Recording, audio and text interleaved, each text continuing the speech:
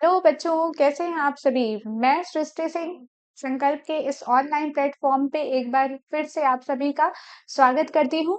बच्चों, पिछले बार हम लोगों ने आपको बताया क्या था 11th सीएचएस की प्रिपरेशन स्ट्रेटेजी। तो आज हम बात करेंगे कि बायोलॉजी में आप बायोलॉजी को कैसे प्रिपेयर कर सकते हैं अपने 11th सीएचएस के प्रिपरेशन के लिए। बायोलॉजी में कौन कौन से चैप्टर्स इंपॉर्टेंट है और कौन किस किस चैप्टर को मैं इस ऑनलाइन प्लेटफॉर्म पे आपके लिए लेकर आऊंगी। तो चलिए हम स्टार्ट करते हैं बच्चों। 11th सीएचएस में बायोलॉजी स्ट्रीम्स का जो पेपर होता है तो उसमें मैंने बताया था कि बायोलॉजी स्ट्रीम में बायोलॉजी से टोटल जो क्वेश्चंस आते हैं बच्चों, वो 25 क्वेश्चंस आते हैं और पर क्वेश्चन 3 मार्क्स के होते हैं। यानी कि हमने 11th सीएचएस में भी देखा था कि टोटल क्वेश्चंस 100 थे हमारे पास और टोटल जो क्वेश्चन पेपर्स का नंबरिंग था वो 300 मार्क्स का पेपर था। तो बायोलॉजी में बेसिकली आपको 25 क्वेश्चंस पूछे जाएंगे। अगर हम सिलेबस की बात करें बच्चों, तो सिलेबस मैंने पहले ही बोला था कि आपको एनसीईआरटी का 9th और 10th पूरी एनसीईआरटी आपको पढ़ के जानी है अगर आपको 11th का प्रिपरेशन करना है तो। 9th एनसीईआरटी से आपको बायोलॉजी में जो जो पूछा जाएगा वो है बच्चों the fundamental units of life, tissue, और तीसरा चैप्टर है इम्प्रूवमेंट इन फूड रिसोर्सेस। ये अभी बेसिकली आप लोगों को लगता होगा कि ये वाला चैप्टर उतना इम्पोर्टेंट नहीं है तो स्किप कर सकते हैं, हमें इससे ज्यादा क्वेश्चंस भी प्रीवियस ईयर में नहीं मिले हैं। लेकिन बच्चों, कभी भी अगर आपके सिलेबस में ये चैप्टर है तो उसको आपको स्किप नहीं करना है। तो इसलिए हम लोग ये वाला भी चैप्टर पढ़ेंगे अपने प्रिपरेशन के दौरान।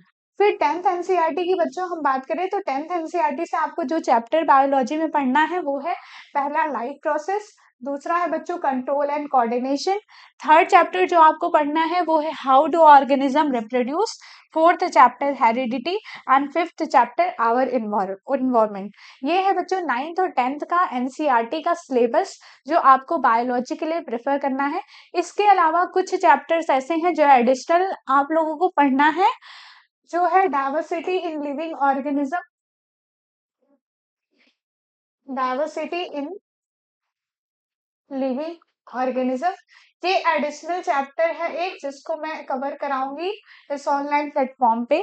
तो बच्चों, ये सारी चीजें आपको पढ़नी है और हम लोग अपने ऑनलाइन प्लेटफॉर्म पे भी ये सारी चीजों को डिस्कस करेंगे। आगे बच्चों हम बात करें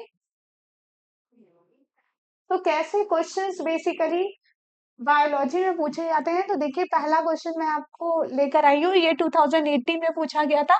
इसमें लिखा हुआ है bacteria cell wall is made up of.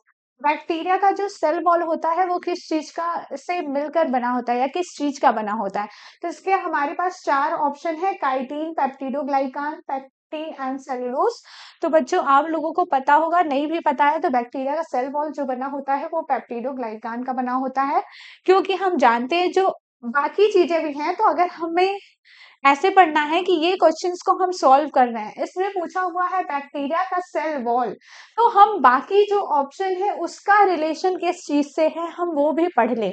ये हमारा होता है एक सही तरीका एमसीक्यू को पढ़ने का या सॉल्व करने का। जैसे कि हमने बच्चों इस क्वेश्चन के लिए ये पढ़ लिया कि बैक्टीरिया का सेल वॉल पेप्टिडोग्लाइकान का बना होता है, ये हमने पढ़ लिया। लेकिन बाकी इसमें जो तीन चीज दी है, ये तीन चीजों का किस चीज से रिलेशन है, ये भी हमें आना चाहिए। जैसा कि बच्चों हम सेलुलोज की बात करें तो प्लांट्स का जो सेल वॉल होता है वो सेलुलोज का बना होता है।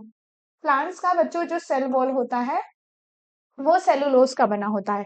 ठीक इसी तरह हम पेक्टीन की बात करें तो पेक्टीन कहाँ पाया जाता है, या आप जब पढ़ेंगे तो सेल वॉल जब हम पढ़ेंगे तो सेल वॉल में तीन लेयर बेसिकली होते हैं, प्राइमरी लेयर, मिडिल लेयर और प्राइमरी, मिडिल लेयर और एक और लेयर, इनर लेयर। तो जो मिडिल लेयर होता है बच्चों, इस उसी में ये पैक्टीन पाया जाता है। तो जो मिडिल लेयर होता है, मिडिल लेयर बना होता है कैल्शियम पैक्टेट का, मिडिल लेयर बना होता है कैल्शियम पैक्टेट का, और इसी में पाया जाता है पैक्टीन। जो कि अगर जब फ्रूट की राइपनिंग होती है, फल जब पक जाते हैं, तो पैक्टिनेज एंजाइम आता है और इसी मिडिल लेयर को डिसॉल्व कर देता है। तो ये भी आपको पढ़ना है कि पैक्टीन कहाँ हम पाए थे। काइटिन अगर हम देखें तो काइटिन फंगल का सेल वॉल बना होता है, काइटिन का फंगल सेल वॉल। और इंसेक्ट्स में भी काइटिन पाया जाता है। और इंसेक्ट्स के साइटोस्केलेटन में भी बच्चों काइटिन पाया जाता है। नेक्स्ट क्वेश्चन की बात करें क्वेश्चन नंबर 2 की, तो क्वेश्चन नंबर 2 में देखो बच्चों पूछा है RBC do not have nuclei इन। ये 2010 का क्वेश्चन है। इसमें बोला गया है कि किसके आरबीसी में न्यूक्लियस नहीं पाया जाता है। तो बच्चों हमें पता है मैमल्स की जो आरबीसी होती है उसमें न्यूक्लियस नहीं पाया जाता। जब आरबीसी इमेच्योर फॉर्म में होती है तब उसमें न्यूक्लियस होता है, लेकिन आरबीसी जब मैच्योर हो जाती है तो आफ्टर मैच्योरेशन उसमें न्यूक्लियस डिवॉइड होता है, न्यूक्लियस नहीं पाया जाता है। नेक्स्ट क्वेश्चन की हम बात करें तो ये क्वेश्चन है the core element of chlorophyll is.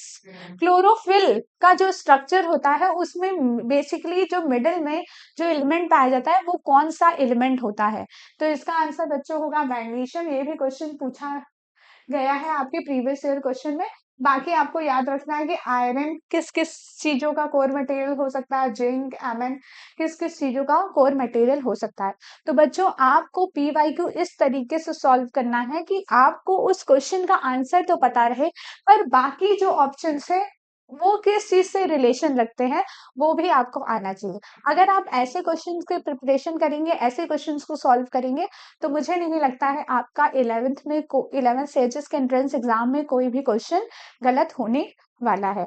तो चलिए मेरी तरफ से बहुत बहुत शुभकामनाएं कि आप अपनी प्रिपरेशन अब धीरे धीरे स्टार्ट कीजिए और माइंड में एक गोल फिक्स कीजिए कि आपको 2025 का 11 CHS क्रैक करना है। थैंक यू बच्चों।